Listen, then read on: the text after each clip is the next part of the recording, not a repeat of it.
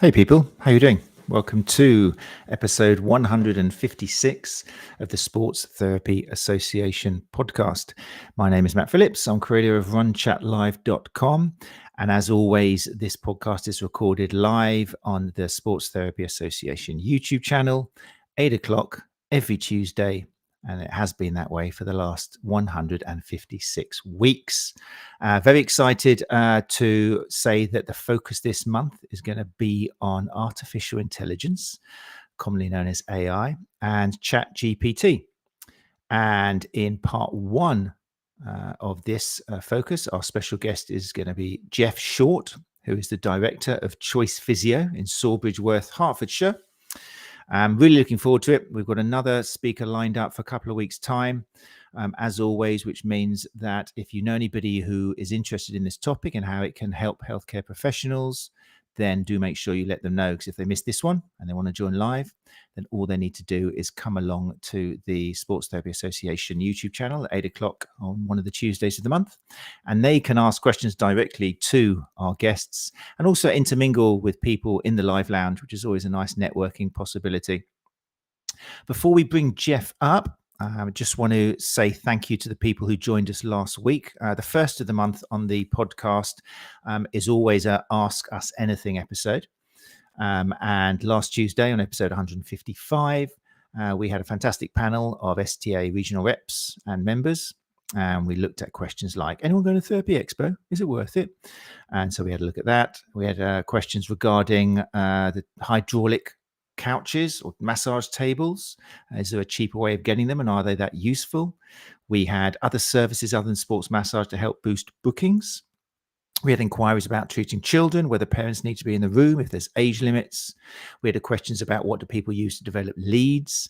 And also we talked about gift vouchers. How long do you actually recognize them for when somebody wanders in 2 years' time and says, oh, I've got this voucher here. Do you have to recognize it, or how do you avoid that from happening in the first place? So there was a bunch of really great questions which were kindly sent in by people out there by simply emailing matt@thesta.co.uk.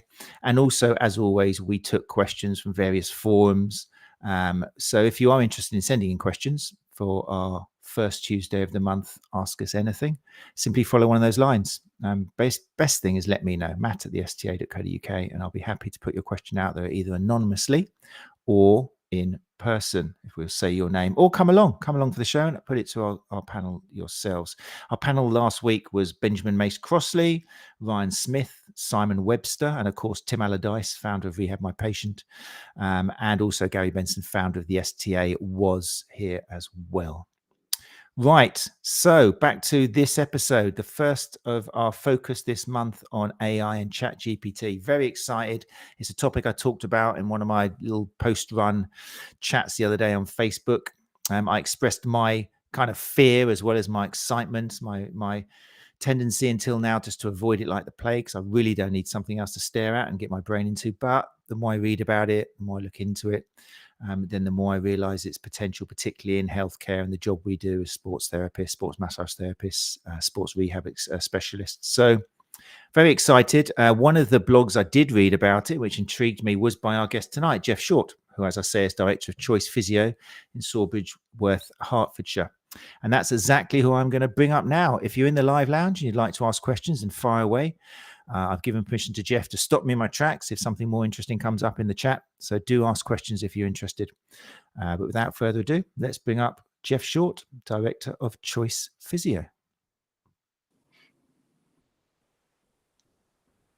Hey, Geoff, how you doing?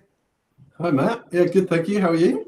I'm very well, mate. Very well. I love my job. Good. I love the fact I can read something online and then suddenly be talking to the author of that blog, like literally a couple of weeks after. So thank you very much for saying yes and coming onto the show. No problem. My pleasure. Thanks for having me. So as I've said, we have got a few people coming to the live lounge now. If people in the live lounge, in case you haven't been here before, if you do say something, I can bring that up on the screen and it shows up on the recording. For example, New Lease Sports Therapy. I'm not sure of the name behind that, New Lease Sports Therapy. Is this somebody who has not been in here before? Let me know who you are, New Lease. They're saying good evening. So good to have you here. Thank you very much. Glenn Murphy, regular, is here as well. Glenn Murphy says, here we go again, folks. Sounds a little bit negative there, Glenn. Like, here we go again, like what, Coronation Street or something? It's a bit Yeah, I want to rephrase that, Glenn. And then Gary Benson is also in here, founder of the STA. And Gary says, looking forward to listening as I know nothing about this topic. Well, that is a good segue, I think, because I believe a lot of us either don't know much about this topic or maybe we've got unjustified fears. But Geoff, that's why you're here. I saw your blog on the website. In fact, let's just bring up your website. Where are you based again? In Sawbridgeworth. I say that like I know where it is, but where is that? Hertfordshire. Okay, keep going. I'm from South Coast. I know Lancing, Worthing, Brighton. That's about it. Just south of Cambridge, just north of it's London. Not that far away. Not too far away. So website, just bringing that up now on the screen. Listen to the podcast. You can't see this, but if you are interested in the images I'm showing, obviously just go along to YouTube and watch the recording. I noticed on your website that although it's Choice Physio, so obviously your team of physiotherapists predominantly, you are offering in treatment sports massage, rehabilitation. I saw some taping there, acupuncture, shockwave therapy. So it seems to be quite multidisciplinary in terms of the treatments you are offering there. A lot of sports massage. This is interesting. So we're talking a bit off air. Sometimes a bridge is put between the two, like you either see a physio or sports therapist, but looking at your website, it seems there's a nice clear crossover. Oh, absolutely. Yeah. With every patient that comes in, I think there's some sort of sports massage involved. Over the years, we've had sports therapists work with us. One still with us has sort of done a master's into being a physio just to move forward with her learning more. But Annabelle's been fantastic all the way through, from a sports therapist to physio. It hasn't changed the way she's treated. It's just changed a title. But yeah, she's been fantastic. And yeah, like I said, that's really interesting. So she had the opportunity then, Annabelle, you say, to maybe go into NHS practice or work in hospitals and all the other fields which physios, but she chose to stay in MSK. Yeah, I think MSK has been her love and what she wanted to do. And obviously with her training, she had to go into the hospitals and work with NHS, but she's done full circle and come back. So she's working, rather than a sports therapist, she's working as a physio, but everything she does, there's no difference in her treatment or anything like that. Obviously the courses that she's going on, she's concentrating on women's health and sort of stuff like that. But yeah, there's no difference for me. It's just the same, really. Amazing. And then the blog, let's put that on the screen for people who are joining us in the live lounge on YouTube. Here it was. This is obviously, it was a great title, Enhancing Patient Experience in Physiotherapy with Chat GPT, the ultimate guide. 10 out of 10 for grabbing people's attention. It worked on me. And it is an interesting blog. It's obviously kind of got physiotherapy in the title because you are Choice Physio. But everything I've read in that blog could be applied to anybody who basically works in healthcare and has got customers coming through. How did you start getting involved in it? Well, the whole ChatGPT AI scene, really, January this year, like this is how new it is. I was sort of hearing things about it and just wondering, not knowing how to dive into it and use it. And one of my friends writes articles online, is a journalist. He mentioned it to me how he's been using it, and showed me how to log in. And then sort of once we logged in and got in, like we were. One night, like we've got kids, so sleep is a big thing. But I think we're up till midnight, just throwing things into this thing and seeing what it gives back to you, like questions, like therapy questions and technical questions, and it just kept coming back with answers that you'd think it would trip up, but it just got better and better with time. So people haven't done this yet, because I mean, I only did it the other day. I mean, I looked into it. How I was scared. I'm not going to lie. I was just because I know how I can get sucked into these things, and it's happened with all of the social media accounts. But I found out that, as far as I can see, if you want the full blown Chat GPT version 4, which connects with webs and stuff, you've got to pay something like £20 a month. But there's ways to actually experience this without paying. Yeah, so there's ChatGPT. Well, they've started off at 2. I think for the free version we're at 3.5, and then you've got ChatGPT 4. They say 3.5 will pass law degrees and stuff like that. But then when you get to 4, it starts learning against itself, and it just gets better and better. And yeah, to be honest, we just use the 3.5. It's the 4. I think I've subscribed for a few months, but for what we need and what we use it for, I think the free version is absolutely fine. But what were you using in bed? Was this laptops or a phone? I'm just trying to. Oh, just on the phone. Oh, really? Literally So just it's Android and iPlay. You can get apps for it, can you? Everything, yeah. Well, even now, that was back then when it was on the Safari. It was just on a desktop on your phone, so it was a bit more clunky. Now you've got apps you can download from the App Store, from Android, from iPhone, iOS, whatever it is. Okay. So it's more seamless. It looks better, obviously, on an app. It just works better on your phone. But I downloaded Bing. That was the recommendation I saw somewhere online, because Bing, who's Microsoft, isn't it? They've rolled this out, and that's free. Yeah. And that, I think, is actually 4.0. So it is pretty scary. Okay, as soon as you go into it, I'm pretty sure which some people would criticize. I think Elon Musk particularly would criticize Microsoft for jumping in there and going, here you are, take Chat 4. It's perfect. Yeah, absolutely. But yeah, I think when you talk about scared, I think a lot of people are scared. Like when you have the likes of Elon Musk criticizing it, saying like legislations you put in place and these things are coming out, and things happen too quickly. It's like anything in the world. Like when something bad happens, that's when the legislation gets put in place. It's not something gets put in place and then it works to the advantage. But no one knows. I think that's the worst thing, that no one knows where this is going. Like we talk about ChatGPT, but there's AI as a whole. There's all these different websites out there where you can create images and the scariest. I don't know if you've seen the Martin Lewis video that's been going around, where someone's taken Martin Lewis and made him, through AI, it looks like he's talking about the biggest thing you can invest in the UK market. You should invest in this right now. It's the best thing ever. Yeah. It's not Martin Lewis. They've taken his face, his voice, and put it out there. And people take someone who you trust when it comes to money. You think of Martin Lewis, and this is the problem, isn't it? And we're not going to dwell too long in this episode about it, but the AI being used now. You've got images you can make and create. You've got sound, audio, which you can create. And there's programs which are freely available and being put out there by Google and that. The first one was the Pope, wasn't it? In a big white kind of 𝐸17 coat. I think that was the famous one which hit the internet a while ago. And it is scary. But I was hoping next week maybe to focus on the scary side of stuff, but I'm really interested. We'll keep this light. Yeah, we'll keep it light.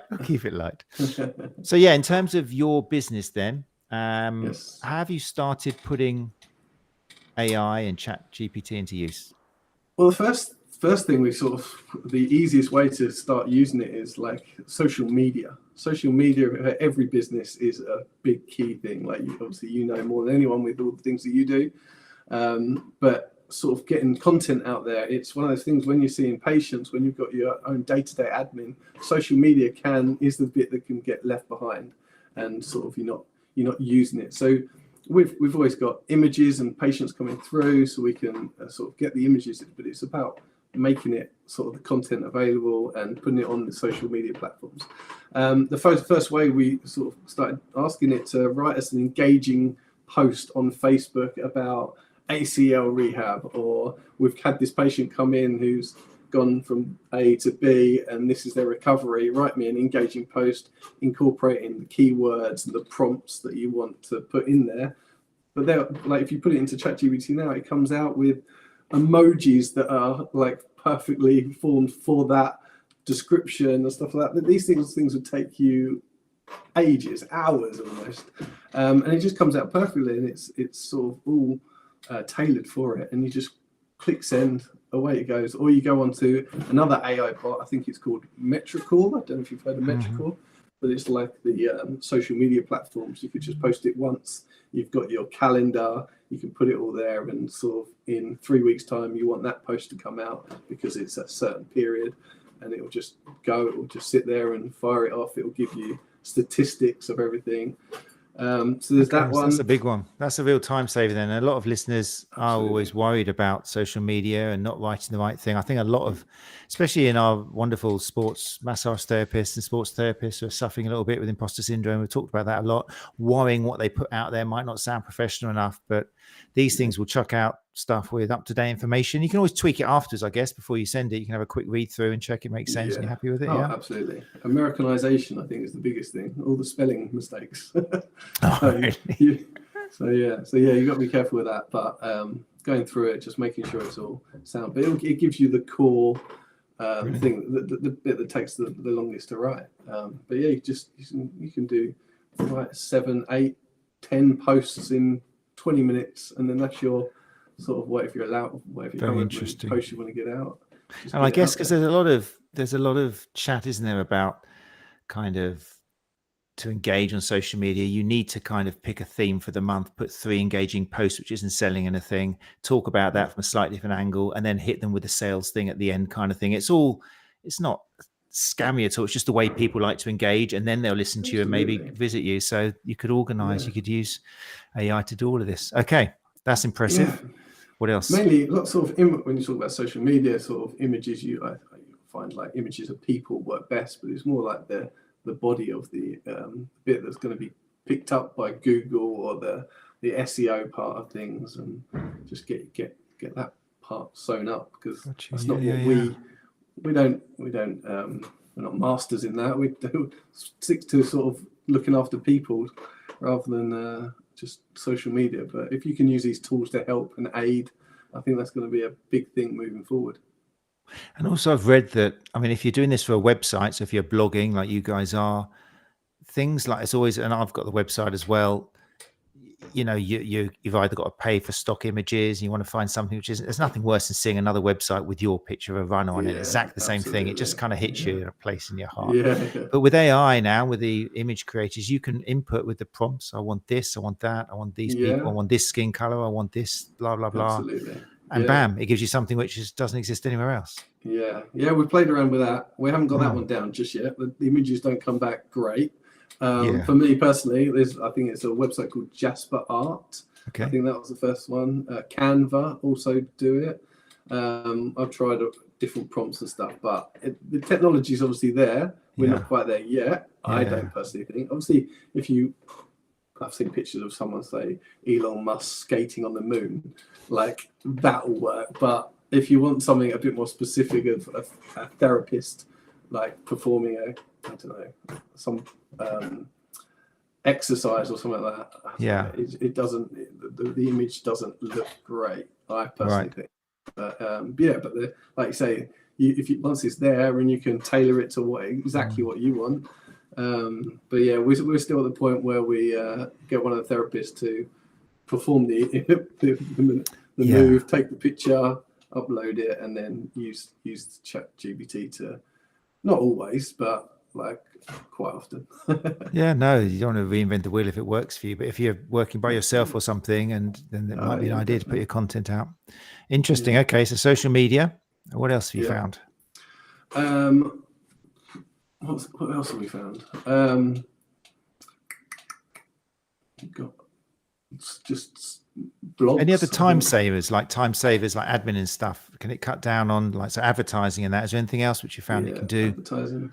A big one for us is we're moving premises. So we're moving from sort of this building. We're just renovating another building just a couple of doors down. And the big one's been with planning applications and paperwork, with trying to get things passed and stuff like that. And wherever you've got solicitors, like going back and forth to solicitors, you can ask people to do it. But I found going on ChatGPT, we got stuck with a planning for access into the building. And someone mentioned to me, well, why don't you write to the council with a access letter saying all the things, just lay it out. So I was like, well, I've never written anything like this in my life. So I just put it into ChatGPT, like, can you write me in a planning access application, incorporating this, and this, saying that we've got a step going into the building, but we've got a portable ramp, we've got space available, we've got all these different things, and it wrote it seamlessly, laid it all out, put the points in there, and it just, again, you had to put your own stamp on it and edit it a little bit. But we put it through and it all got passed. And that's amazing. God, that must have been a time saver. Things, just exactly. Time saving is the big thing. Big thing. And as far as I've seen, if you wanted to, if you put in things like dimensions and that, it would even create an image for you if you've got the various plugins and stuff, and go as far as that. That's amazing. Yeah. Like, again, going back to the pictures, like when you're trying to renovate a new clinic, you're looking at different designs and stuff like that. one of the things was acoustic paneling and how it would look in the clinic. And on that Jasper Art, just typed it in, a therapist clinic, show me with this like type of paneling with a reception desk here at that, and it came out. And the images were obviously not what we were going for, but it showed you how it would look. So sort of someone like me, I'm not very good at like looking at something and actually imagining it. So with something black and white, the ideas that everyone's coming with, and we put it on paper, it just sort of shows you how things will lay out and look. That's really interesting. That's important as well. Obviously, it depends on what sort of person you are. Like for somebody who can grab a pen and just do something in a bit of paper, and they've got that creative element and can draw and put down, they probably don't need this. But there's plenty of people who can't do that, and they can't get the idea out of their head. So this is something which can inspire and help you communicate with other people. Yeah, amazing. Absolutely. Yeah, so yeah, with ChatGPT and AI, I see sort of in the future like big changes, especially in healthcare. I think it's going to be huge the way when things move forward. Like, I think everyone is in the same breath when they think of admin, note taking, all those sort of things. I think if someone could come up with a way of doing your patient notes through AI, I've seen a few things online for dentists where you can click on different links as you go through the subjective with the patient, click on the different points, and it will just create it all out and write it all out for you, just sort of time saving again. I think this just comes back to time saving over and over again, sort of where we can save it's a time. big factor. Yeah, it's probably one of the biggest problems for therapists. What about exercise prescription, things like that? Did you say you played around with looking up protocols and things? Absolutely, yeah. So this is obviously, we're probably not there yet, but with ChatGPT, we were putting in, asking it questions about exercises and rehab of different types of things, from ACL to say plantar fasciitis or something like that, but asking it sort of what the best exercise is for that symptom, that condition. And it was coming back with some great ideas, obviously stuff that we're already doing, but we talked about Rehab My Patient and the way that gets used within the clinics and stuff. So if that can get integrated with AI and patients can use it themselves and create exercise plans and stuff, I think that would work really well as well. But like I said, this came out at the end of last year. Like I don't think we're there in the industry yet, but we're definitely getting somewhere close already. Yeah, I think that's a really valid point. We'll as we said off air, we chat. We have Tim Allardyce, who comes on for Ask Us Anything the first Tuesday of every month, and he's the founder of Rehab My Patient, and he'll be at Therapy Expo this year as well, where we tend to catch up with him as well. So we will put it to him. We will say, how's it going with AI? And if it can be done, I'm sure it'll be the first. He's normally the first to everything else, so that'd be interesting. Yeah.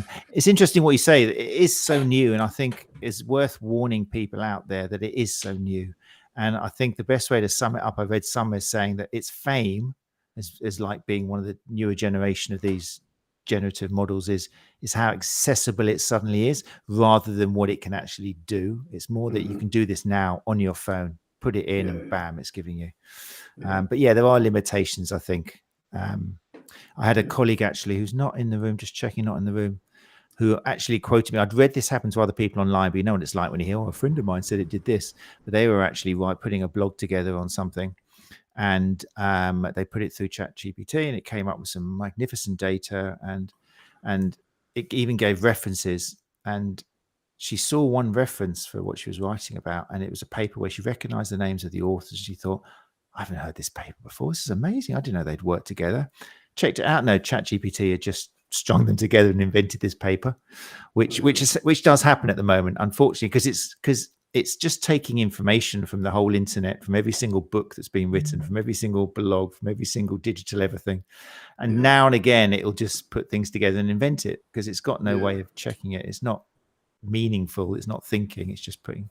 And true enough, yeah. And I've seen that's happened before. Papers and things in terms of healthcare are getting invented out there. So I think even the owner I read, or it was the Google guy, kind of said This was Sam Altman. He said quite a while back now, I think. Actually, OpenAI CEO Sam Altman said it's a mistake to be relying on ChatGPT for anything important right now, which is kind of quite an elusive kind of right. I'm not taking responsibility for it, but yes, you got to read through it. It is still making mistakes, but like you say, it's accelerating at an incredible speed. Yeah. And it's a But I think direction we're if you heading. put the correct prompts in and you make it use it to your advantage for what you need it to do. But yeah, like you say, you don't want to be relying on it right now. You don't want to be writing papers on things, and you can have a little look through it. Definitely there.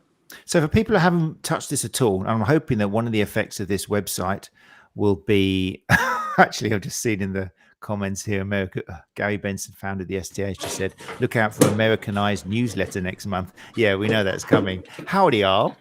Here at the STA, we've been slapping our thigh. This is terrible. This is very stereotype. Americans don't talk like that at all.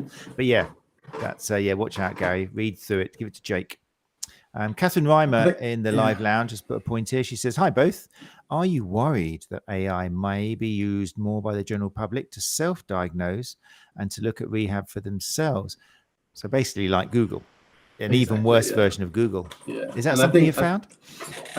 Not yet. No, haven't had a patient come in and say, I've asked ChatGPT and it's told me I've got this. But having said that, every week we do have people come in saying, I've Googled it. So it's definitely coming. Like, people are going to use it obviously to diagnose themselves at home. But I think in the same breath as Google, I think it's going to have the same. It's going to hold. It's not going to have the same weight as coming from a reputable therapist.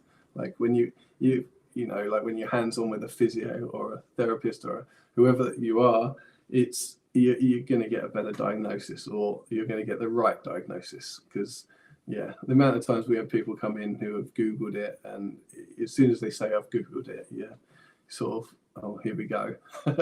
So I don't think it will be that. I think it's going to be a tool to be used with therapists and in the medical industry completely. Like, you look at sort of doctors and stuff, and they're absolutely overrun, like in NHS, and that's where it's going to come into its own straight away. Being able to, like, even if you picked up the phone and you spoke to somebody, an AI or something, and they direct you to the correct path, because at the moment that's what GPs are doing. Sort of they're just sort of gatekeepers that are sending you down where you need to go. So I could really see it working with that.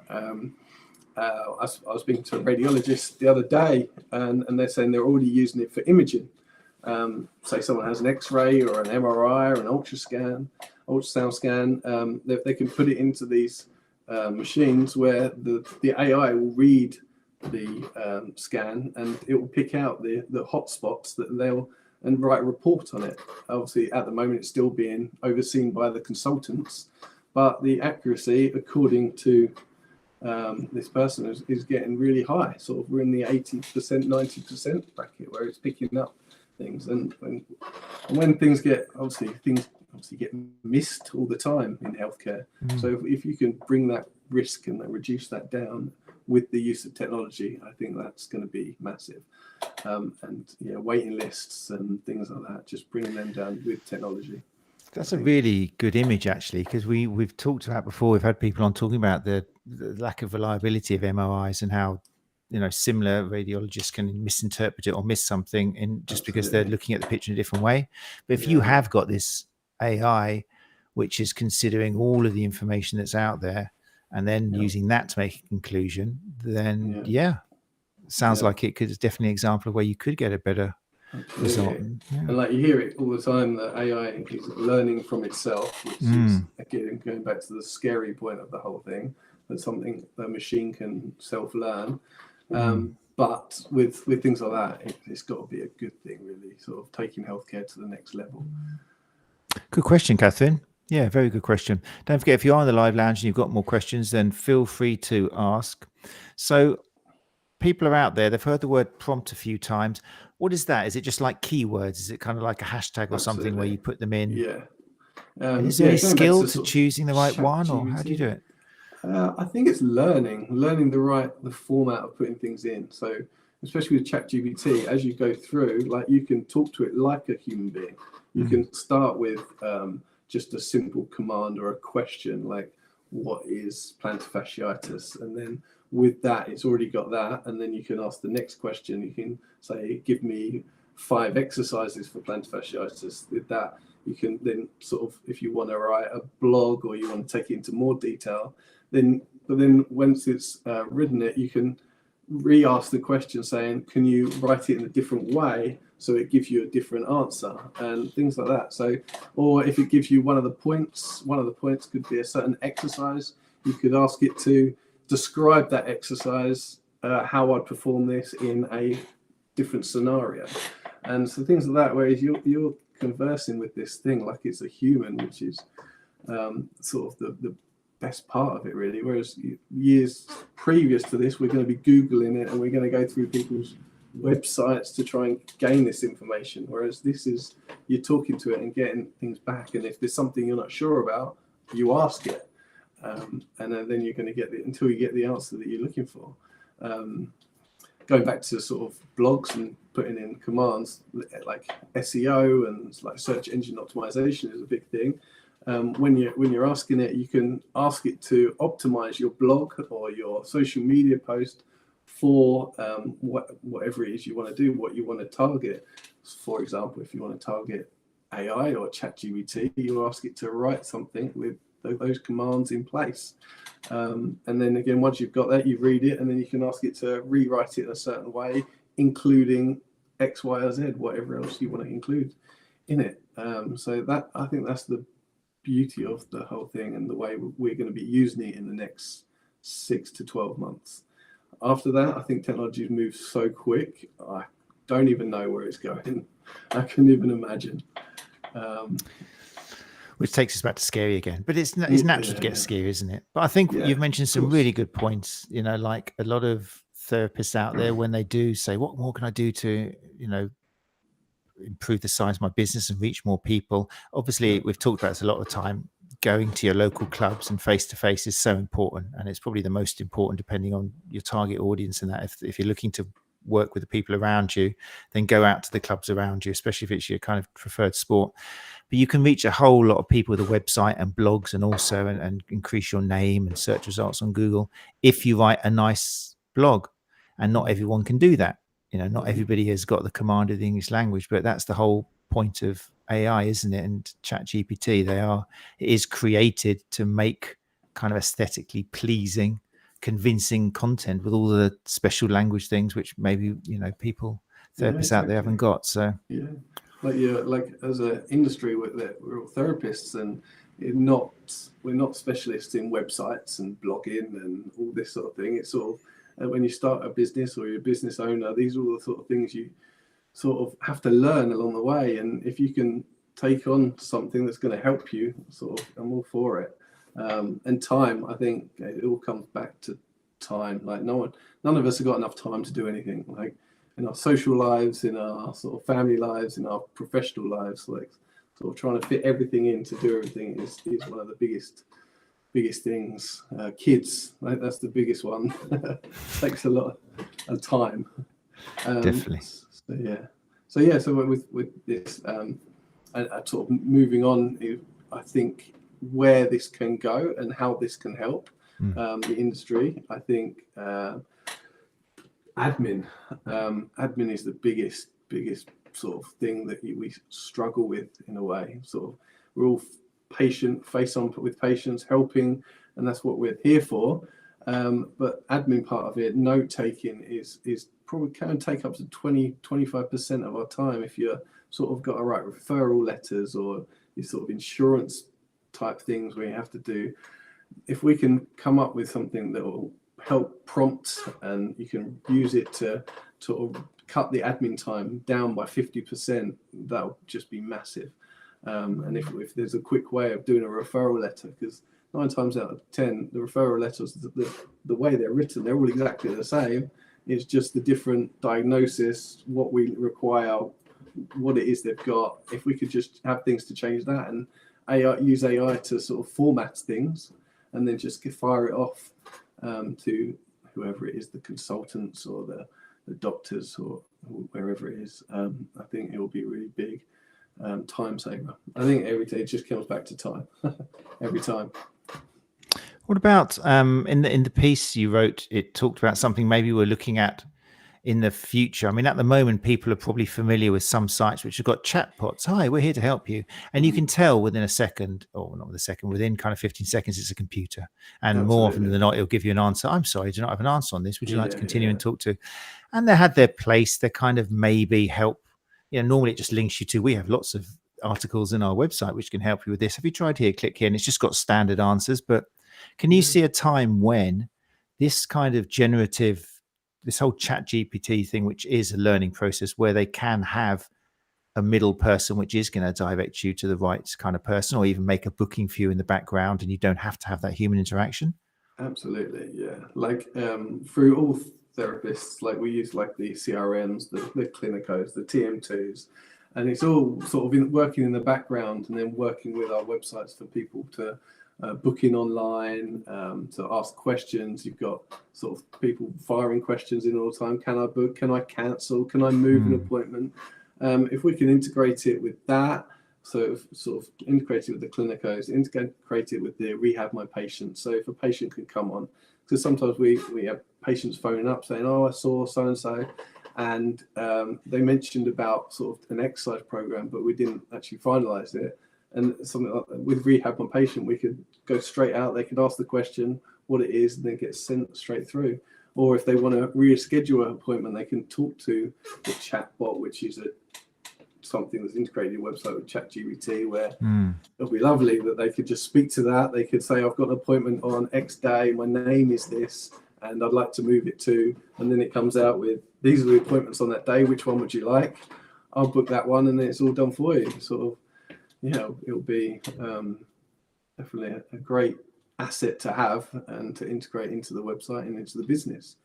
I think we're already primed to do that, aren't we? Because I notice it. I mean, I do it now. I never thought I would. I remember before I had a Siri. Actually, I haven't got a Siri. I've got Alexa. Don't say it too loud. It'll start doing stuff. But before I bought that, I was like, that sounds very strange, a little robot in the house. But now you like set a timer. You've got what's the weather like today, and even it tells you if you've got something being delivered on Amazon. And it's kind of, I think we're quite used to this now. So sometimes we get scary by this idea of a chatbot, but we're already using it in everyday life an awful lot, and turning on music, looking for recommendations. And although it's a different type of AI, it's still essentially, Siri and Alexa are still AI as far as I know. It's just slightly less. It's not that learning, is it? Although they do learn your voice as well, and they respond that way. Absolutely. So. Yeah, like they'd be like exactly like say the Alexas are. They are learning all the time, and they were probably the first AI that we didn't even know it was AI. No, exactly. The likes of Amazon are putting them in our houses, or we're putting them in our houses, and they're learning from themselves, learning what we like, learning what we want, and then suddenly we've got in ads that we didn't know we wanted. You know what that feels like. Yeah, I think it's important to remember as well. Well, remember it. I keep reading and it makes me go, oh, that's good then. The thing about AI, and it's important to remember, is it's not listening or learning until we prompt it. Now, I'm saying that because I've read it's true, but that's one of the things which is important. I think if it is true, that it's reinforced and people understand. It's not listening in the background. It's not learning just quietly a computer there like something out of a sci-fi film. It's only when you prompt it. It's just a gather of information, isn't it? It's got no thought or meaning to it. It's literally just stringing words together, which have been weighted by these clever algorithms. And it sounds like it's a human, but in fact, it's just clever maths. It's maths at the end of it. It's fascinating how it does work. So it's a long way away from this kind of intelligence, which is going to learn that it doesn't need us and take over, I think, I hope. Have you gone down those roads? Have you kind of watched some of the kind of more scary stuff like AI Dilemma and stuff like that? Did you watch that? Well, it's scary. Like, you hear things all the time when you got the likes of Elon Musk talking about it and saying like legislations, like we talked about earlier, like, you don't know where is this going? And then you read that the guy that helped like invent it or helped create this has sort of left the company. Just pulls out. It doesn't like the ethos of the way it's going. You think sort of they know more than we do, but where is it going? Is it? But yeah, I think for us, sort of minions, if you like. What we just got to use it to our advantage and do what we can with it.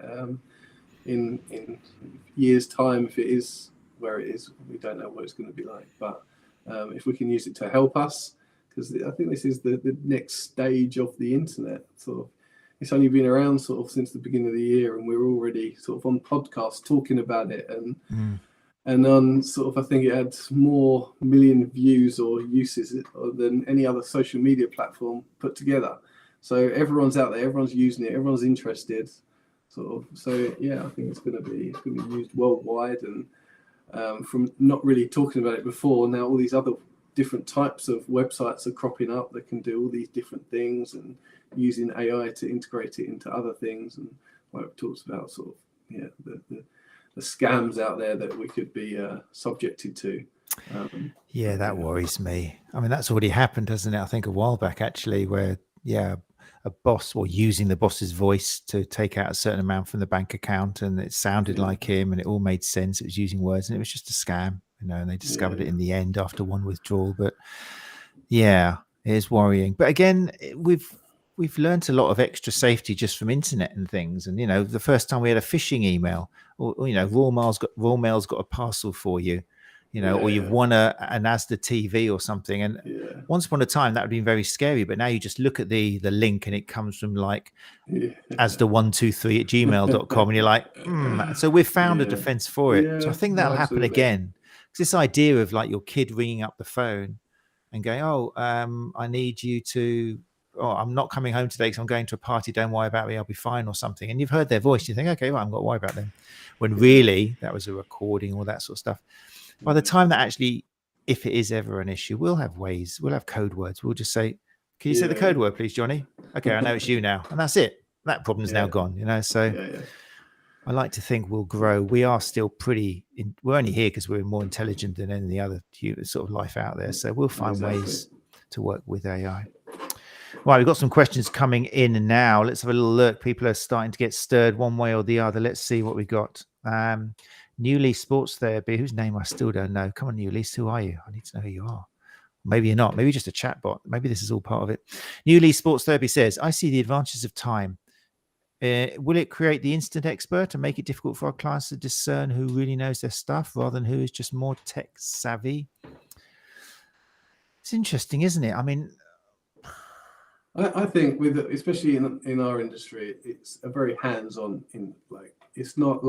I was speaking to a website developer and a coder the other day, and he was worried. Like you could put in ChatGPT, I want to create this website and I need code for this specific thing, and it will write the code. And he said he's been playing with it and it's pretty spot on already. But for therapists, for sort of with hands-on, this isn't anything close. Like for diagnosing, they could, like we talked about earlier, it's very much like a Google sort of. You've got to know what to put in to get out of it. Whereas, once you've got patients in face to face, it's very much a building relationships as well. Like there's no way a computer's ever going to build relationships with clients. And as a physio, sports therapist, it's very much building relationships with clients and knowing your patients and knowing what they do, their ins and outs, and so I can't say they're going to be instant experts ever. It'll still probably be. I mean, you mentioned their New Lease. I'll just call you Lisa, okay? Lisa of New Lease. I mean, we use tech all the time. I mean, some therapists who worry that they're not doing as well as somebody down the road, often it's because you're not adopting a marketing strategy. You're not using a form of software which you could be using, which the other person is, and you haven't got the tech. There is an awful lot we can do to progress our businesses by using the tech. You're not so much faking it, you're just using tech to get that person through the door, and that's when you turn on the magic. So I'm thinking this is why we're doing this month on AI, because it will be something which will separate the busy therapists who are getting a lot of people coming through or managing to get this extra time to see more patients without getting sort of burnt out, and then old school who are still sweating and writing up these notes all night long and stuff. So I think it's going to be an important thing in the future to get people through that door, and to give you more time. So Yeah. And I think that's a good thing, because more time with patient is more like you're going to be building more rapport with a patient. And if you've got that rapport, they're going to trust you. And some of the big thing is trust. If they think you know what you're talking about, or you do know what you're talking about, that's going to hold so much more weight than anything else. So yeah. It'd be so nice to actually imagine a day when you're in a hospital with something serious going on with a loved one, and you've told everything to the doctor or the consultant, and then half an hour later they've gone home and someone comes and goes, "Hi, what's your name?" And you're like, "Really? I've got to start this all again?" And that just happens all the time, doesn't it, in hospitals? Because their way of communicating to it, if you've got something which can control that and keep everybody informed, I mean, that would be amazing. It's definitely needed. It's not like we've got an amazing system at the moment, is it, in healthcare, which kind of works seamlessly. So I love the new lease is not a chatbot. That's what they said. New lease is not a chatbot, is that what they said? Hi, Matt. I'm Gary, not a chatbot. Oh, thanks. It's another Gary. Okay, Gary, thanks. You're not a chatbot and you're not Lisa. Thanks for coming along, Gary. Right. So what else we got questions here? Let's have a little look. That would have been ironic, wouldn't it, if we had a chatbot in here just literally learning. Do you remember when they used to be? I mean, they've kind of lost. It used to be someone offering XXX pics. We used to get them all the time from Russia mainly. And it was, they made up a lot of our audience. We treasured them, but that all seems to be like a thing of the past now. Just don't bother. They got better scams to run, I guess. Becky, exactly. What's Becky said? Becky says, AI scares me, mainly because I know nothing about it. This is a very interesting episode. I'm glad it is helping you, Becky. It is scary, but we're scared of everything we don't know about, especially as adults. Look at kids. I mean, how old, you said you've mentioned kids a few times. Geoff, how old are your kids? Oh, just one and, going to be 4 soon. So. 4. So your 4-year-old swiping iPads yet? Swiping left, swiping right, or nearly? Yes. Touch screen stuff. Yeah, absolutely. And look, they're not scared, are they? And yet to a human, the idea of doing something new is so. I think to a certain extent, the unknown, sort of everything's if it's unknown to us, we don't know where the future's going to lie. It's natural to be scared. It's what makes us either parents or just adults, isn't it? I think education as well. If you learn about it, there's less to be scared about. If you can learn as much as you know, how much as you can, you just enhance your experience with it. Of course. In the links, Becky, we'll make sure we got some ways which you can just get onto. I think it's less scary when you actually look into it a little bit and put some prompts in and just, I mean, for me, it just seems it's like it's a Google, but it's more informed and it's putting together in more of a meaningful way, something which you could actually pass off as someone's actually told me this in person. There's lots of positives that come out of it. So we'll make sure in the show notes, people are listening, we've got links to it. Easy, cheap ways, and then also links if you want to get a bit more out of it and pay the £20 a month for all the plugins and things you can do. Because I think at the moment, I'm not sure if it's changed, but I think on the free versions, correct me if I'm wrong, Geoff, but in the free versions, you're only getting data up to 2021 or something. Is that still the case? That's right. Yeah, it used to be 2019. I actually checked that today. Yeah. Because I asked it, I know this is sad, but I asked it what the latest West Ham score was, and it didn't know. So I was like, I did a similar test. Yeah. I did a UFC test. It didn't come up. Yeah. 2021 is the latest that it's obviously scrolling through. So that's the way they're getting their money. If you want information, if you want, for example, if you're looking at research papers or you're writing a blog, then if you want it after 2021, then you got to pay your £20 a month or something. But again, I know there's so many ways of spending £20 a month, but maybe if you've got a big clinic and it's an important part, it might be a good investment. I don't actually think that's the pay. Even if you pay, I still think it's 2021. Oh no, I think that's just... Well, the thing is, Chat GPT 4 comes with all the plugins, so it'll bring up-to-date information. Basically, what was written yesterday, it'll bring in to the latest moment because it's looking through everything. So I'm pretty sure that's what you're getting. I don't know where my £20 a month's going then, because I got that wrong. Oh, really? Are you paying the £20 a month and not getting that? No, I don't think it's £20 a month, but yeah. I have to check. I read something about that, but I'm pretty sure that's one of the hooks of paying monthly. And also just, I think the other thing you'll find people, if you're playing around, I don't know if you found this, Geoff, but it gets blocked up. It's like old-fashioned internet where like there's too many people using the server. It does. If you're on the free versions, you may find AI is busy at the moment. If you're on TikTok and you're trying to do a face filter and turn yourself into a Simpson or something, or you do sometimes get AI is busy at the moment. So there is, with the cheaper versions or the free versions, chance that you won't get a result. Numbers. And also, in some of them, you're only allowed to put in a certain amount of questions a day and stuff. So, yeah. What's Gary said here? Gary Benson, founder of the STA, said, "I'm convinced that I'll be inundated with ChatGPT adverts tomorrow, as I'm sure my devices are listening." Yeah, they're listening all the time. Yeah. It's Gary's second question thing I wasn't happy about. Say again? It's Gary's second comment. West Ham lost the game. It's just, so it always comes back to that. Exactly. Catherine Ryman's come back with a question here. It says, "Good people, keep them coming. Will we have to learn less on subjects and just become, like they say, Google experts or now ChatGPT experts?" I don't think so. It's very similar to Google, though. You do fake it a little bit, but when we got patients, you've got a book at your side, you're looking stuff up. There's nothing embarrassing about that. You've got to do it a lot of the time, haven't you? So absolutely, no one can know everything. Exactly. I think when a patient comes in, and again, it comes down to your relationship with that patient.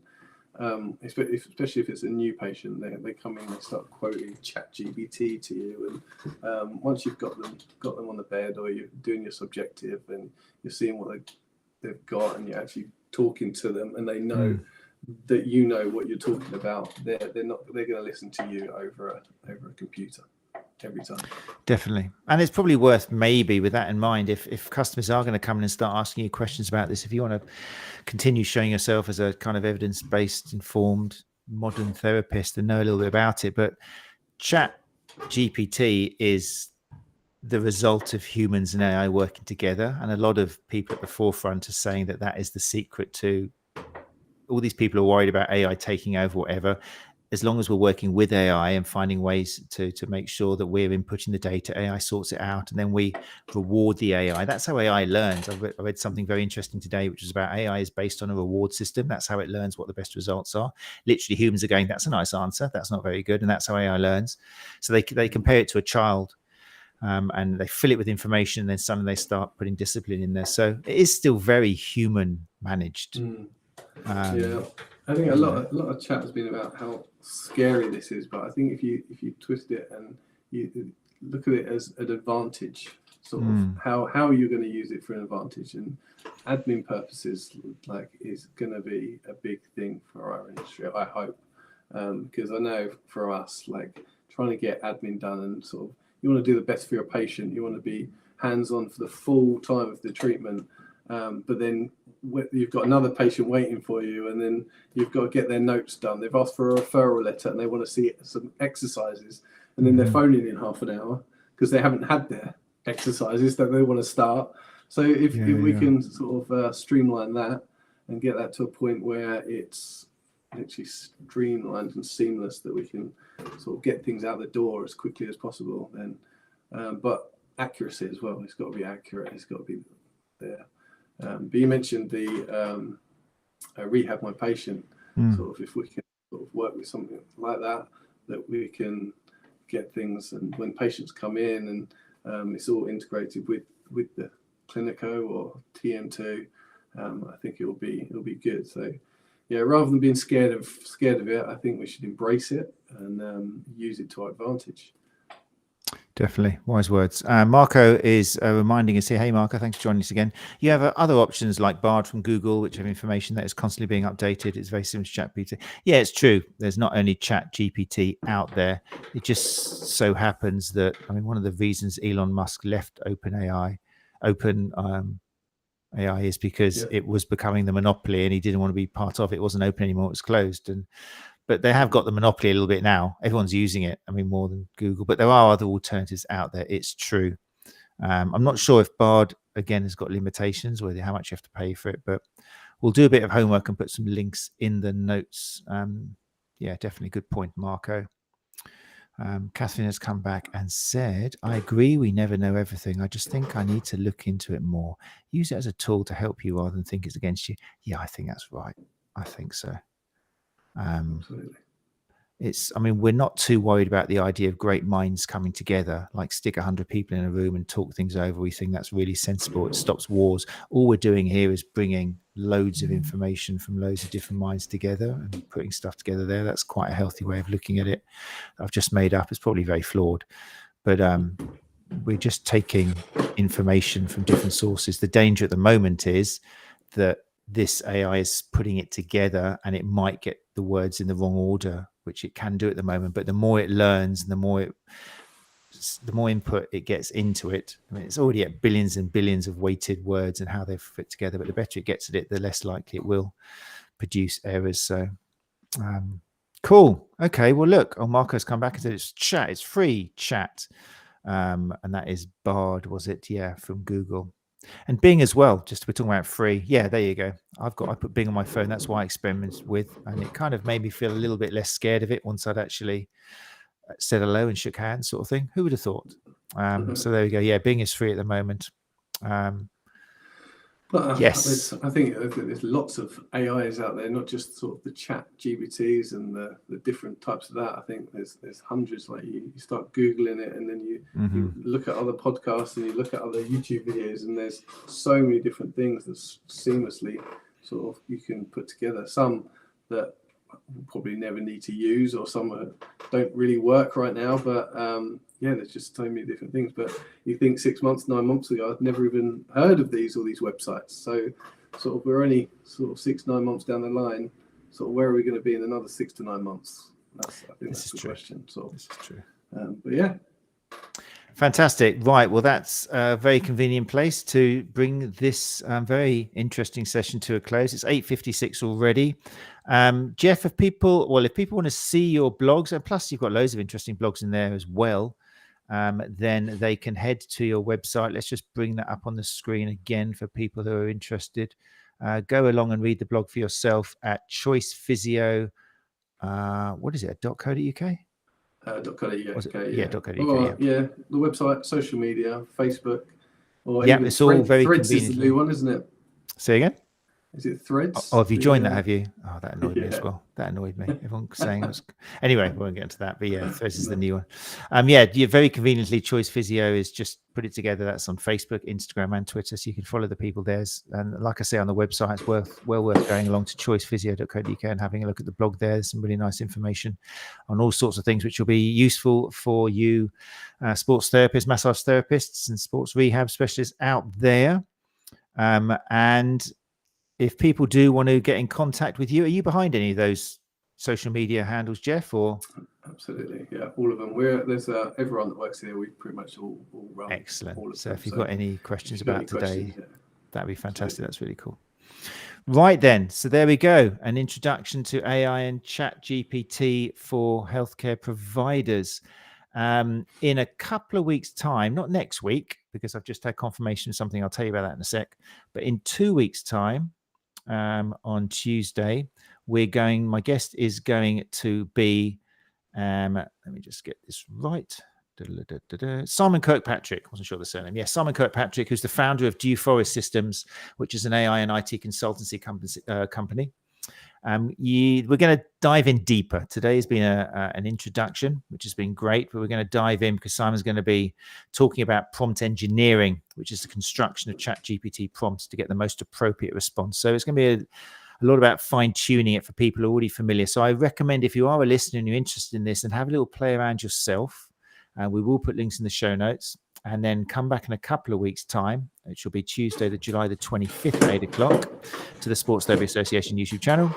And Simon Kirkpatrick, founder of Dew Forest Systems, will be looking into how to get the best information out of AI-based chatbots for healthcare in particular. He's also offering a course which he's devised for healthcare professionals. So we'll put details about that as well if any of you want to actually invest in a little bit of education on this topic.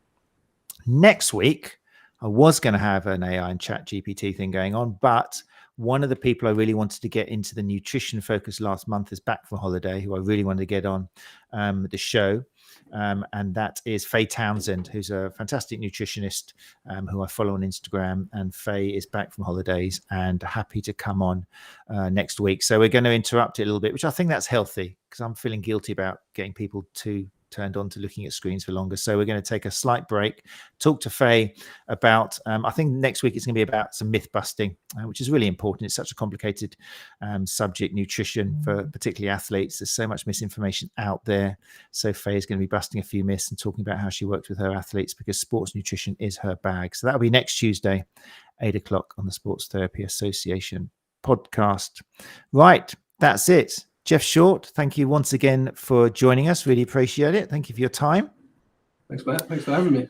No, thank you for your blog. I mean, there's not a lot of information out there. It's all a bit quiet. So I'm really pleased that you, put that blog together and we're available to talk about it. So thank you. Don't go away. I'm just going to close the live lounge down and then say thank you to you once I shut that down. But people who joined us live, thanks very much for joining us. Really makes a difference. I always say this, but yeah, joining us live is fantastic. I wouldn't probably do this unless it was live.